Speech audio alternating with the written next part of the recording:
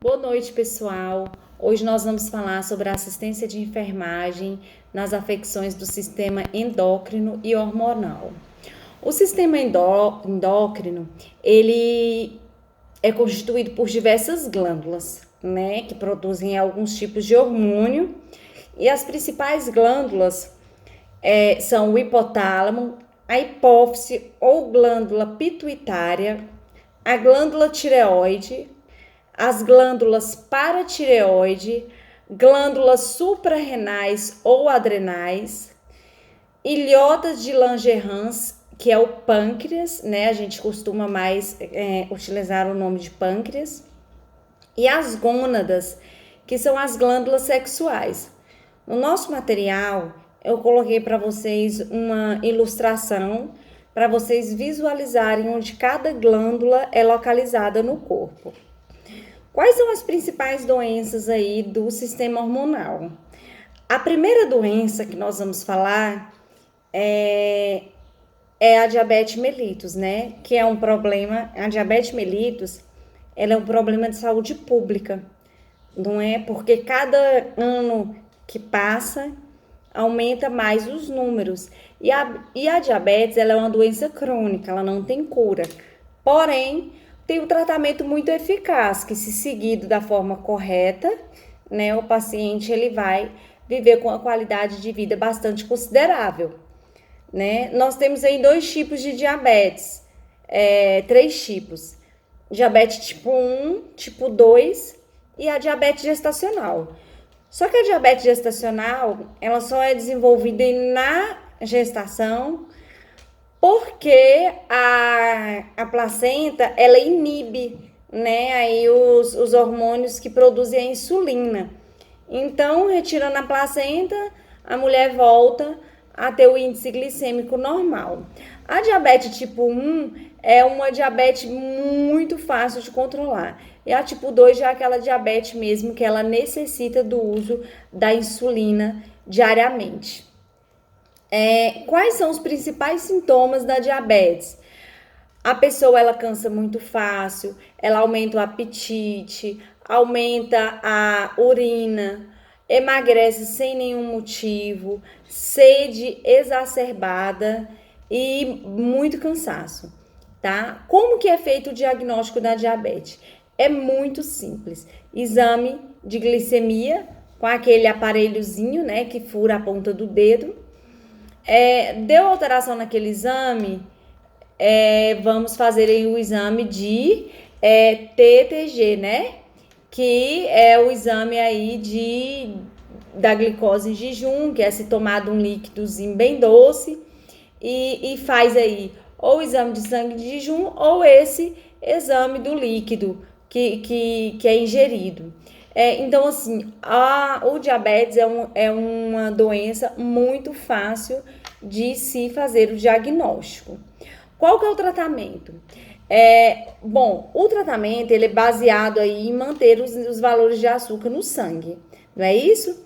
Então, o que acontece? A primeira orientação que o médico vai passar aí para esse paciente é mudança de hábitos alimentares. Além disso, exercício físico é muito importante. Existem alguns pacientes que eles conseguem controlar a diabetes só com alimentação e com exercício físico, né? Só que na fase mais grave da doença, o paciente ele não vai conseguir controlar somente com isso. Ele vai ter que fazer o uso aí da insulina, tá? Então, só que tem um detalhe, né, pessoal? Mesmo fazendo o uso da insulina, é super importante manter aí os hábitos de vida saudável, né? Porque o sedentarismo e a má alimentação é um fator de risco muito grande para diabetes, tá? Na questão do exercício físico, tem que ser prescrito pelo médico, porque normalmente o paciente diabético, ele não pode fazer muito esforço. Lembra que eu falei agora no início que os sintomas é cansaço fácil? Então, se ele já vai cansar muito facilmente e não fazer nada, né? Então, se ele fizer exercício físico intenso, então vai piorar aí a condição clínica dele. Então, é muito importante consultar um médico antes de fazer qualquer tipo de exercício.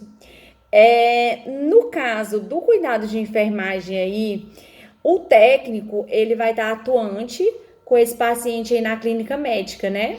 Normalmente, vocês vão ver na clínica médica que paciente diabético, aliás, os pacientes da clínica médica, a maioria tem diabetes, hipertensão, porque são pacientes de cuidados paliativos, né? E essas comorbidades sempre acompanham o paciente. Então, o técnico que vai fazer aquele cuidado, ele tem que se atentar na administração da insulina. Eu coloquei para vocês uma ilustração para vocês visualizarem melhor. Qual que é o melhor local para aplicar a insulina? É onde tem mais concentração de tecido adiposo, que é a gordura, né? Que é na região do abdômen, nas laterais das coxas, aqui no braço, no glúteo. Então tem que fazer o revezamento para não causar hematomas. Se um dia aplicou na região esquerda do abdômen, amanhã aplica na região direita. Aí aplica na perna no outro dia e vai fazendo revezamento para não causar nenhum hematoma no paciente. Outro cuidado muitíssimo importante do paciente diabético é cuidado com os pés, né? O pé do diabético, ele é muito sensível, por isso que há tanta amputação de membros inferiores no paciente diabético, porque não cicatriza. Então, assim, o médico ele vai orientar cortar e limpar as unhas, né? Cortar com delicadeza para poder não ferir ali a carne do dedo. Usar sapatos macios. Normalmente o médico ele orienta a comprar sempre um número maior de calçado para o paciente diabético e não usar meias apertadas, né? O cuidado com o pé, gente, é extremamente importante para o paciente diabético. Outra doença aí do sistema hormonal e endócrino é o hipertiroidismo. O hipertiroidismo, ele é a condição aí no qual a glândula da tireoide, ela tá hiperativa, né? Então, o metabolismo, ele vai estar muito acelerado, né? E aí, o que acontece? Vai causar aí outras dificuldades para o paciente, né? Insuficiência cardíaca, por exemplo, é um deles, porque vai acelerar o coração. Vai ter problema nos ossos, como a osteoporose. Então, quando o metabolismo está muito acelerado ou pouco acelerado, vai ter consequências, não é verdade? Então, tem que ir para o tratamento.